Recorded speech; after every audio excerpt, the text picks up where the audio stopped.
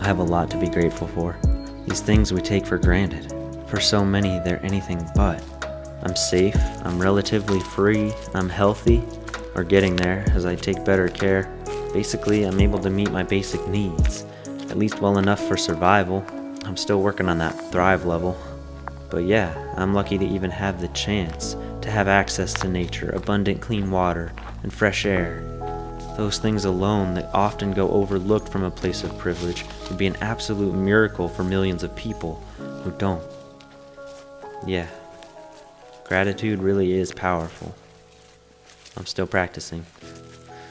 And while I'm not a fan of complaining per se, I will grant that I think it's a natural instinct to focus on what we lack, because missing one essential thing can mean life or death. One can have 100 things to be grateful for, but without water, be dead in a week. Air, a few minutes. Food, a month or two. Sleep, somewhere in between.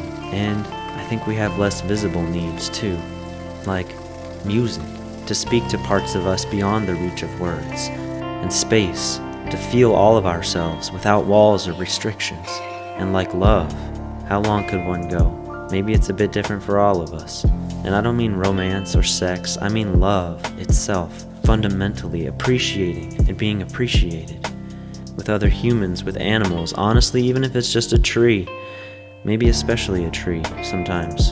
And maybe we need all of them in different doses, different times. That's medicine for our hearts. Anyways, as a need, it can sure be stretched more than others, but it's not forever. One way or another, we break down without it. I've been thinking, maybe the reason some communities seem to thrive, even with less material resources than us, is that they have more community, more connection. They have to. It's how they survive. We don't absolutely need community to survive, so we're by and large isolated from each other. But I think in a way, our hearts might be dying. I think the truth is, even if we don't seem to need each other, or we pretend to not need each other, we do need each other. Why else are we on these platforms in the first place? We are, semi-consciously, and perhaps even somewhat desperately, trying to substitute for the village that we have lost, the sense of belonging that we have lost. We are craving to be seen, heard, and understood. We are longing to be witnessed, and to witness others in turn.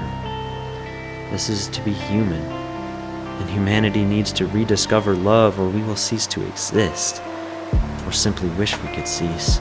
And if we wish it, even subconsciously, we will create it, as we already are.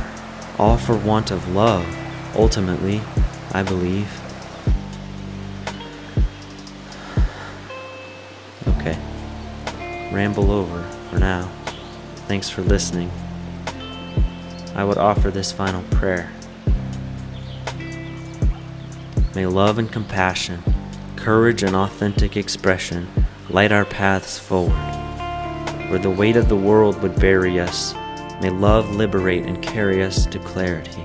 May love liberate and carry us to clarity. Sincerely, Carrie.